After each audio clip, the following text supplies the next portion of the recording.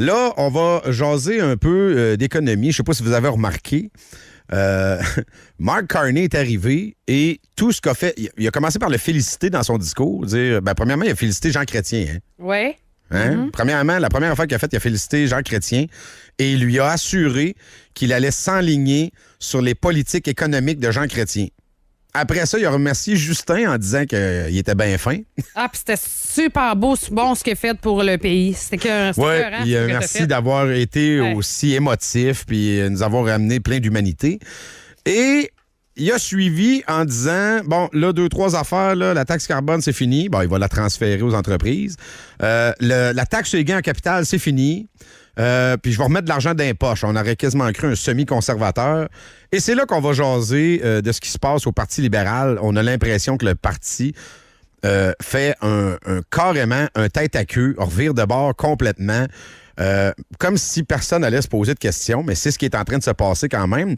Vincent Geloso, professeur au George Mason University, économiste senior à l'Institut économique de Montréal. Comment ça va? Toujours bien. Qu'est-ce qui se passe avec le Parti libéral?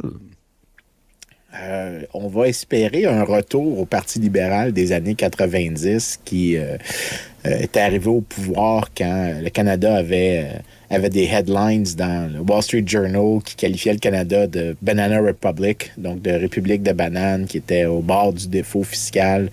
Et juste le fédéral, à lui tout seul, avait une dette qui approximait les 70% de l'économie. Et les libéraux, à cette époque-là, ils ont fait un effort de discipline fiscale assez exceptionnel et ils l'ont pas fait avec des taxes. Donc, on espère que peut-être un retour à une version plus sobre du Parti libéral. Puis écoute, c'est parce que c'est vrai que dit comme ça, quand on essaie de se relever un peu la tête et de regarder au fil du temps, le Parti libéral, en fait, c'est peut-être plus Justin Trudeau, l'anomalie dans le Parti libéral. Parce qu'à l'époque, je me souviens de Paul Martin, l'équilibre budgétaire. Évidemment, il y a eu le scandale des commandites là, qui a mis pas mal un bâton dans la roue du Parti libéral dans ce temps-là. Mais au-delà de ça, c'était, oui, un parti qu'on voyait comme progressiste, mais pas au point où Justin l'a amené. Justin, à un moment donné, on se demandait même la différence entre le Parti libéral et le NPD. Écoute, je te dirais qu'il y a une chose qui est assez importante à comprendre, c'est que l'idéologie des partis ne prédit absolument pas ce qu'ils vont faire au pouvoir. La raison, c'est que les politiciens sont fondamentalement des créatures réactives et un euphémisme pour dire des guidounes.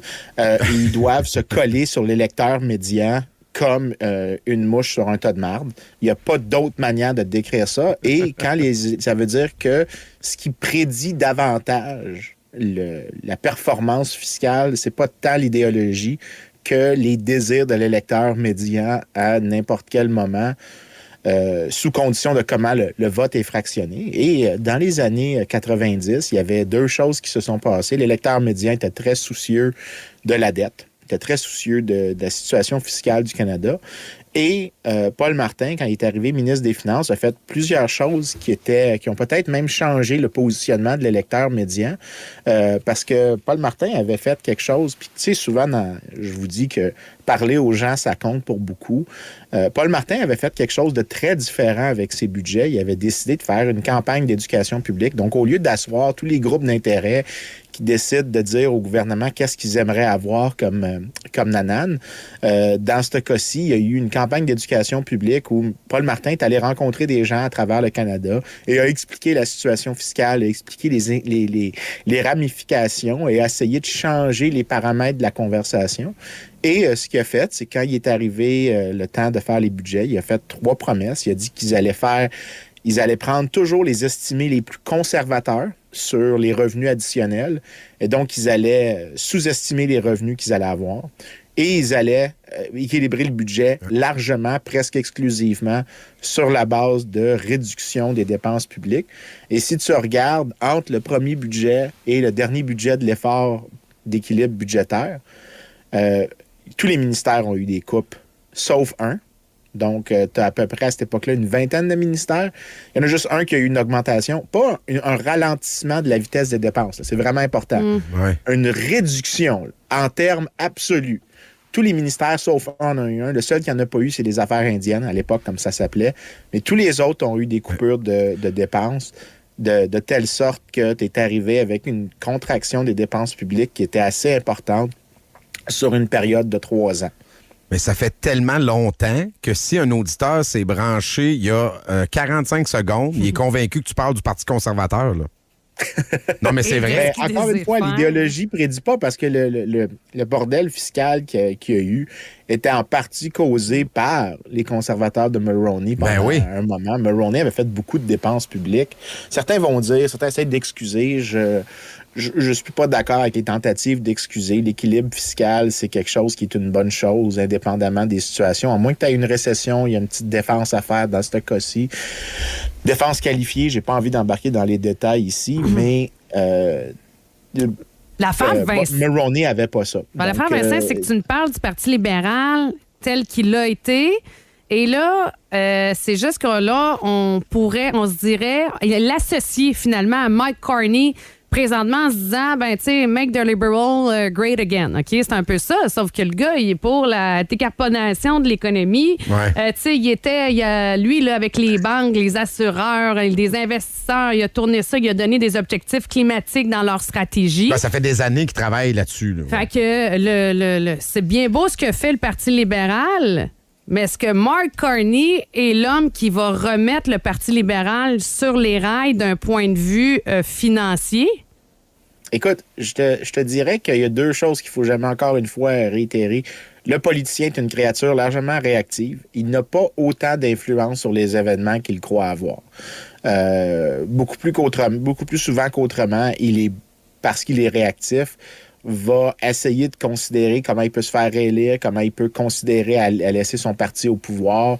Donc, il y a plusieurs contraintes avec lesquelles il doit composer de telle sorte que souvent, ce que lui voudrait faire n'est pas dans l'univers du politiquement faisable. Donc, tu entends souvent des politiciens promettre des grandes choses et finalement, ils font une fraction de ce qu'ils ont dit parce que la réalité, tant politique qu'économique, c'est une contrainte. À un moment donné, la réalité existe, tu peux pas la nier. Je serais pas surpris que, étant donné l'état actuel, que Mark Carney ne fasse pas exactement tout ce qu'il a dit qu'il allait faire à cause, de l'état fiscal du Canada, de la trajectoire de croissance que le Canada a depuis une décennie. Je pense pas que c'est dans l'univers du possible qu'il fasse toutes les choses qu'il a dit quand il les écrivait en 2013, 2014, quand les choses allaient mieux. Mm-hmm. Parce que c'est un politicien, il va vouloir se faire réélire. Puis, je vais doubler la mise pour lui. Je vais rappeler qu'une chose vraiment intéressante de la littérature empirique qui regarde qu'est-ce qui se passe aux politiciens qui font ce qu'on appelle avec euphémisme dans la littérature économique des consolidations fiscales, ce qui veut dire des efforts d'équilibrer le budget. Qu'est-ce qui se passe à la réélection de ces politiciens-là selon comment ils ont équilibré le budget? S'ils le font via des augmentations de taxes, à peu près 75% des cas, ils perdent leurs élections. Donc ça vient du travail d'Alberto Alessina, qui est malheureusement décédé il y a peut-être 2 ans, mais qui avait écrit l'étude vraiment de référence là-dessus. Et il montrait que ceux qui faisaient ça avec des augmentations de taxes perdaient leurs élections. Ceux qui le faisaient avec des réductions de dépenses gagnaient disproportionnellement leurs élections. Les électeurs récompensaient le politicien, pas toujours, mais généralement récompensait le politicien qui avait fait un effort de discipline fiscale. Et il récompensait particulièrement les politiciens qui avaient fait un effort de discipline fiscale et qui avaient accompagné ça de mesures pro-croissance, donc des déréglementations, des privatisations. Dans ces cas-là, les réélections étaient très, très, très fréquentes. Donc, si M. Carney veut faire réélire son parti, je l'encourage à réendosser ce qui s'est passé dans le passé avec les libéraux. Quand ils ont fait ça, ils se sont fait réélire. Ils ont dominé au Canada pendant une décennie à cause de ça. Mais en même temps, puis là, on tombe dans la politique, évidemment, mais là, à un moment donné, économie et politique finissent par s'entrecroiser, là, mais c'est parce qu'ils traînent quand même tout ce qu'ils ont fait depuis 10 ans. T'sais, demain matin, puis d'abord, il faut qu'ils se fassent réélire, comme tu viens de le mentionner, là. Mais demain matin, je veux dire, c'est les mêmes conseillers politiques, c'est le même staff, c'est les mêmes députés en grande partie qui vont revenir s'asseoir bien sérieux en avant de nous autres puis nous dire, ouais, tout ce qu'on a fait depuis 10 ans, c'était vraiment de la boîte. Là, on veut travailler sur l'économie. Oui, c'est ce qu'il devrait faire s'il veut être élu, mais Je ne sais pas si c'est possible. Tu sais, à un moment donné aussi, ils ont des partisans qui y croient à leur patente d'extrême gauche. Là, tu sais, ça va être difficile. Là. Ben, écoute, tu dis ça, mais le discours de Mark Carney, j'ai pris la peine d'écouter quand je pouvais comprendre ce qu'il disait en français. Oui. Il aurait dû mettre à RDI, là. Je suis cruel avec. Petit message à RDI, il aurait dû mettre le traducteur et en anglais et en français. Ça aurait été pratique. Non, mais c'est très laborieux en français, disons-le comme ça. Mais quand tu l'écoutes, son discours est quand même assez clair sur comment ce qu'il dit les changements qu'il va faire. Un politicien ne pourra jamais renoncer exactement à tout son parti, mais quand tu dis rien de positif dans les politiques de ton prédécesseur, mais que tu mentionnes ceux de son autre prédécesseur avant. Ah, puis c'est l'équivalent d'un désaveu. Mais bizarrement, il était dans l'entourage de Justin. Ben oui, c'est un conseiller principal. Je trouve ça... Admettons que j'embarque à moitié. Là. Moi, j'ai bien de la misère. Là. Moi, j'en ai soupé du Parti libéral, surtout dans l'état où on est présentement. Mais tu sais, je me dis, mais encore, il s'est vanté aussi d'avoir été là, d'avoir connu ça, lui, des budgets. Mais là, OK, lesquels? Hop, là, on dit plus rien. Là, il rencontre plus personne, donne plus d'entrevues, là, c'est rendu compliqué d'y parler. Là. Mais là, t'étais là quand? T'étais là quand on est à 60 milliards dans le trou du dernier budget ou t'étais là avant ça? T'étais là quand dans l'équation? Il y a énormément de conseillers politiques qui existent. C'est un titre très, très large et pour une population très, très large. Ça ne veut pas dire qu'ils ont de l'influence. J'ai entendu des gens me dire « j'ai été conseiller politique de X ». Puis, moi aussi, j'ai entendu ça souvent. Ça ne veut pas dire non seulement ça que le conseil était écouté. J'ai déjà proféré des conseils à un homme qui s'appelait Éric Kerr dans une autre vie. On a vu ce que ça a donné. Je vous garantis qu'il n'y a rien de ce que j'ai dit. C'est pas... Juste de le mentionner. Juste de le mentionner. À partir de cela. Vincent, juste de le mentionner, je te trouve extrêmement courageux. Bravo. C'est une belle prise de position. Oh non, mais c'est une admission de mon ancienne naïveté à l'égard du monde politique dans le temps que je voyais les choses très différemment d'aujourd'hui. Mais ce que j'explique à toute fin pratique, là, c'est ce qu'on appelle la théorie des choix publics. C'est comment est-ce que les politiciens répondent aux incitations. Et la réalité, c'est qu'ils sont beaucoup plus différents une fois qu'ils sont au pouvoir parce qu'ils doivent composer avec des contraintes qui sont liées à conserver leur coalition ensemble, parce qu'ils ont des coalitions à l'intérieur du parti, et ils doivent aussi se faire réélire. Donc, souvent, c'est pour ça que tous les partis finissent par se modérer. Maintenant, ça ne veut pas dire que ce que je dis, c'est une garantie de modération. C'est pas ça que je suis en train de dire. Non, mais ça ne veut pas dire qu'ils vont pas le faire le contraire rendu au pouvoir non plus. Mais j'aimerais ça rappeler que quand le Parti libéral le fait, il a eu des bénéfices. Les gens aiment ça, souligner, regarde le scandale des commandites, mais le Parti libéral a gagné l'élection de 2004. Oui.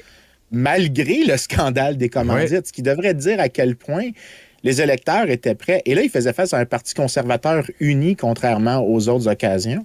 Et ils ont quand même gagné, pas une majorité, ils ont gagné une minorité, mais ils ont réussi à gagner, ce qui veut dire que les électeurs récompensent à un certain degré une bonne gestion des finances publiques. Et on le voit, et il y a des bénéfices électoraux à bien gérer les finances publiques et j'encourage le Parti libéral à renouer avec cette partie-là de leur héritage, de renouer avec les Paul Martin et les Jean Chrétien en termes de politique fiscale.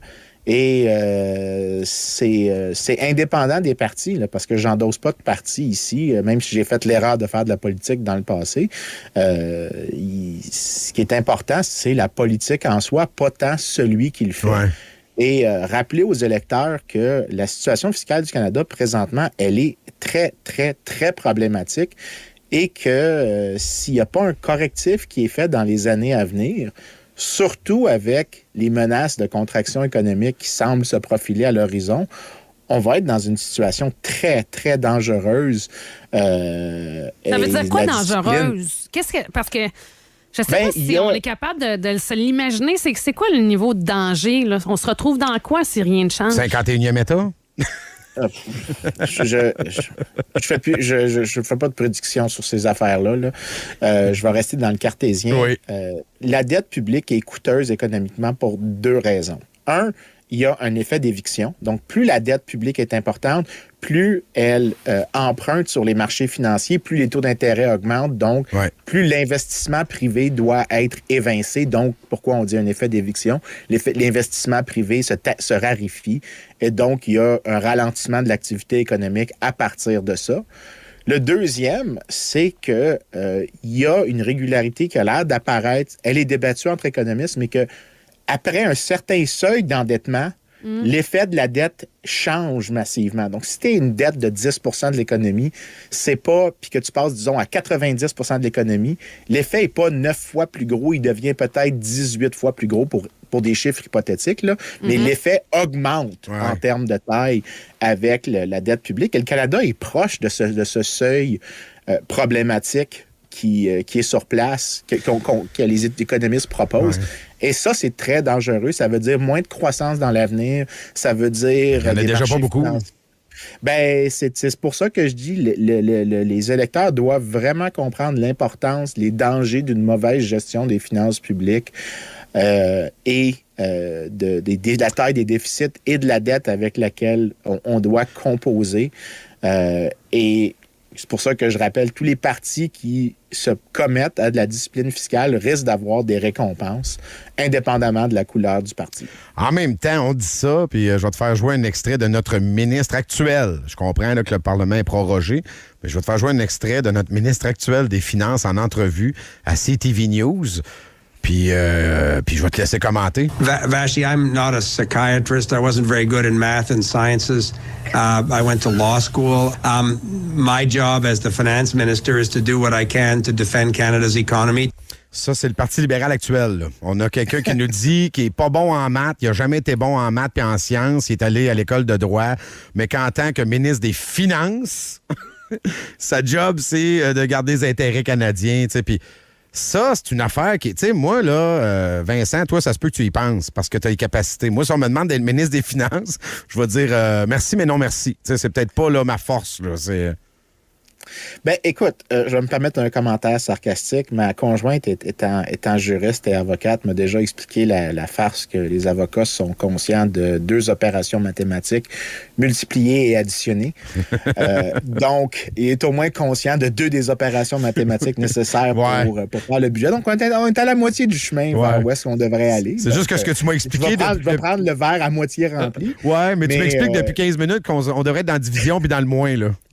Mais dans le plus sérieux, écoute, il faut aussi pas oublier que le ministre des Finances actuel est devenu ministre des Finances après une crise politique. Ben oui. Et c'est probablement un ministre transitoire. C'était le plus fort qu'il y avait en maths, ils l'ont pris. Qu'est-ce que tu veux? OK. Laissons ça de côté. Parce que je pense que c'est vraiment juste un addon, mais je pense pas que ça change le message que j'essaie de faire passer. L'importance pour d'équilibrer le budget, elle est très claire présentement. L'expérience passée nous montre que c'est faisable et que c'est même capable d'embarquer les gens à bord en leur expliquant l'importance de la chose que Paul Martin a faite. Et ultimement, il ne faut pas oublier les bénéfices qu'il y a eu. Bon, il y en a pour le parti au pouvoir. Les partis qui font de la discipline fiscale, il faut le rappeler, sont généralement récompensés, surtout s'ils partent d'une mauvaise situation.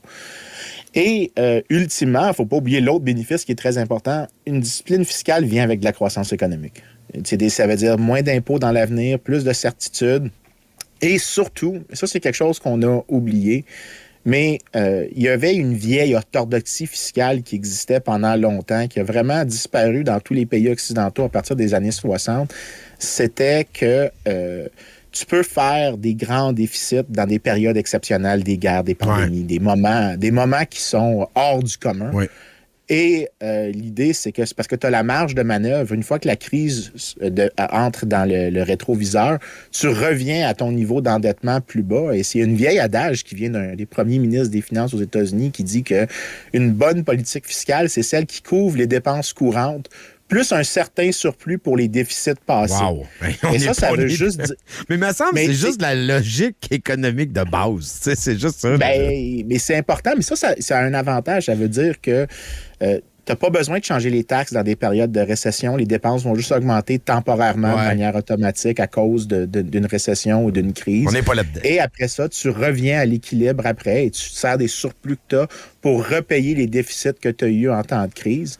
Pas pour relancer l'économie, juste pour éviter de changer les impôts. On appelle ça du tax smoothing. Et ça, c'est ce genre de régime-là, quand on l'étudie empiriquement et historiquement, c'est des régimes qui viennent avec, dans le long terme, énormément de prévisibilité. Et à cause de la prévisibilité, pour les gens qui font des investissements, il y a plus de croissance économique parce qu'il y a plus d'investissements, donc plus de capital par travailleur. Et donc, je pense que c'est le temps qu'on rappelle aux gens l'importance de revenir à une forme d'orthodoxie fiscale qui était celle qui a été la norme des pays industrialisés pendant plus de 200 ans et que la situation actuelle nous rend très vulnérables à des chocs, à des événements externes qui ne sont pas dans notre contrôle, comme par exemple ce qui se passe avec les États-Unis. Et ça veut dire que c'est le temps de renouer pour les partis qui ont une tradition d'équilibre budgétaire, de renouer avec ça. Mais aussi, indépendamment de si vous avez cette tradition-là, c'est peut-être le temps de la développer anyways. Ouais, puis c'est juste qu'on avait presque oublié que ça existait, là, un gouvernement qui ne se fie pas sur des déficits de dizaines de milliards à chaque année. Merci beaucoup, Vincent. Toujours très éducatif. Merci. Toujours un plaisir. Salut, bye. Vincent Geloso, économiste senior à l'Institut économique de Montréal.